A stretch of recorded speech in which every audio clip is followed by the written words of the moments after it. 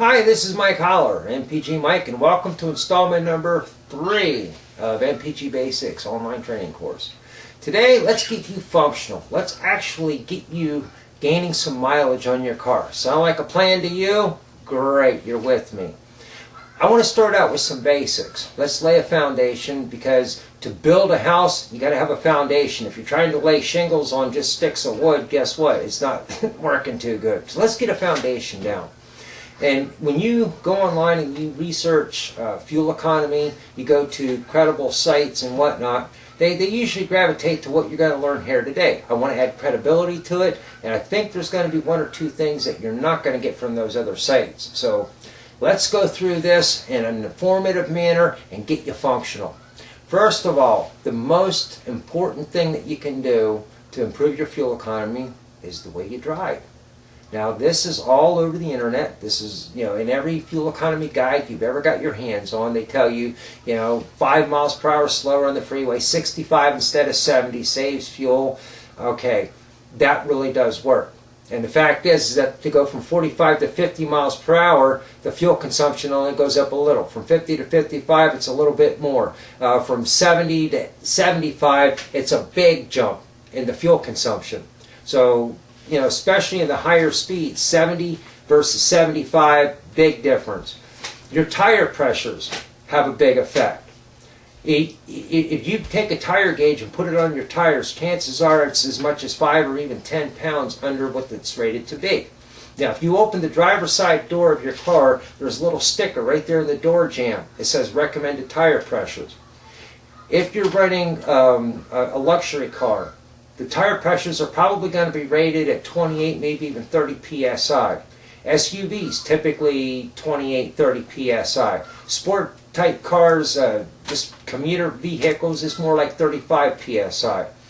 Now, I don't have this down verbatim. I was told this second-handed, so weigh it for what it's worth. But the way they test tires at the factory, where they make them, Firestone, Goodyear, Bridgestone, all the big companies, is that they rate that tire for 35 psi. That's what's written on the sidewall. You might have to get your reading glasses on. Max pressure, 35 psi. They'll actually inflate that tire to 200 psi.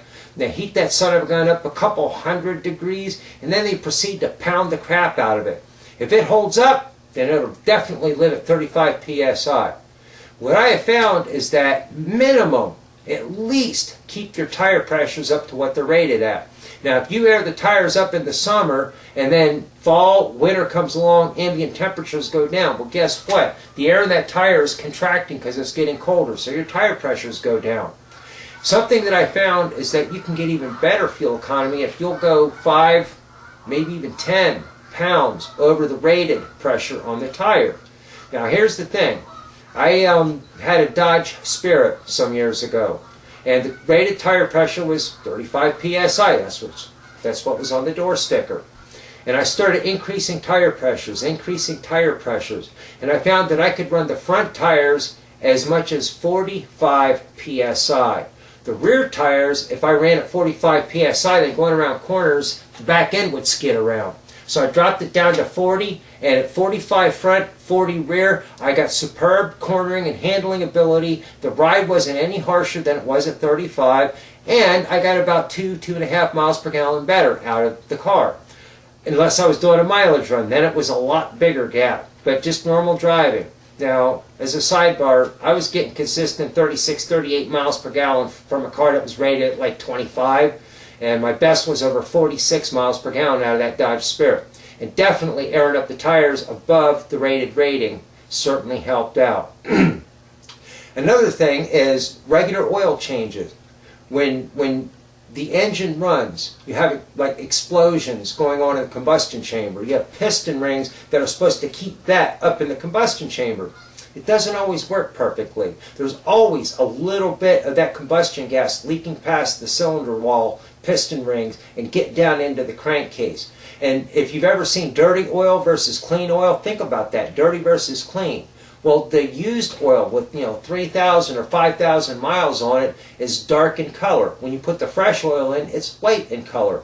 That dark stuff is carbon. carbon that came from the blow-by gases that mix with the oil, and the carbon is a solid. It's kind of like sand in your engine.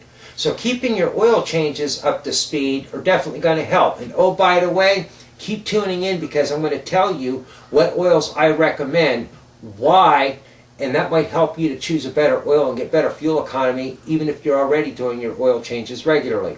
Your filters should be clean. Modern day cars, a lot of them don't even have fuel filters, but they all have an air filter. I've pulled cars in to do fuel economy modifications, and I told these people I want the car in tip-top shape. I want it mechanically sound. I want all the maintenance done. And I kid you not, I used to show it off to classes that I taught. I had an air cleaner where there's a stinking rat's nest built in there. Check the air filter every once in a while, you know, every 3 months, every oil change. Take a look at the oil filter, or the air filter. And when it needs replacing, throw another one in. They're not that expensive. You know, for $7 in an air filter, you could probably save $50 in fuel over a period of time. You see, it's economical. Then the last thing I want to share with you as far as maintenance, before I talk to you about a really interesting story, the last thing I want to tell you technically is oxygen sensors. Now, maybe you don't know what that is, but in the exhaust system, cars up through 95 had a single oxygen sensor just past the exhaust manifold. And it's exactly what it says. It measures the oxygen in the exhaust. If the engine's running rich, there's very little oxygen. If the engine is running lean, there's a whole lot of oxygen left in the exhaust. So by measuring the amount of oxygen in the exhaust, the engineers found that they could pretty much extrapolate what the air-fuel ratio is going through the engine. 96 and newer vehicles have one just after the exhaust manifold, but then they have a second one just after the catalytic converter. You could have a V8 engine with a total of 4 oxygen sensors on them. Now, I did some testing up at Roush Performance in Livonia, Michigan back in July of 2000, or sometime in 2010. And we wanted to get fuel economy and emissions numbers. We had a 2001 Cadillac that we did some testing on. It had 35,000 miles on it. It was a 9-year-old car with 35,000 miles on it. When you look at the owner's manual, it tells you that your oxygen sensors are good for approximately 60,000 miles. When you talk to the typical mechanic, he'll tell you an oxygen sensor is usually good to about 90,000 miles. But what nobody seems to address is time. They have an expiration date. So this low-mileage Cadillac had bad oxygen sensors. Now, the check engine light wasn't coming on. And when you hooked up a scan tool, if you weren't looking for it, it appeared as though they were switching the way they were supposed to. But when you really paid attention and you put a scope on it, they were slow. Now, this is a technical term. Those oxygen sensors were stupid.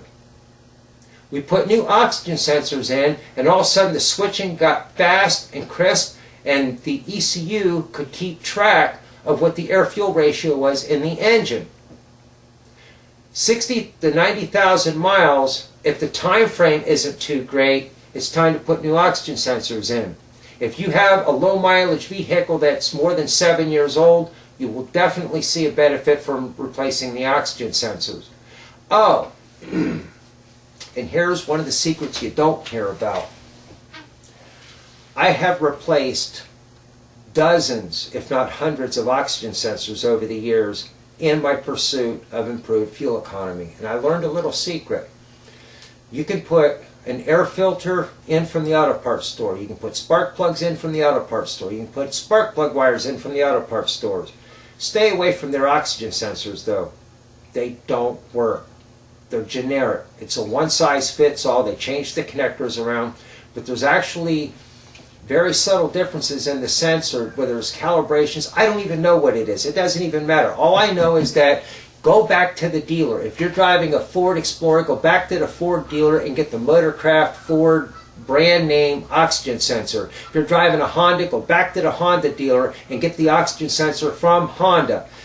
In very, very few cases, we saw aftermarket oxygen sensors that did the job, but in the vast majority of cases, the aftermarket versions just did not perform.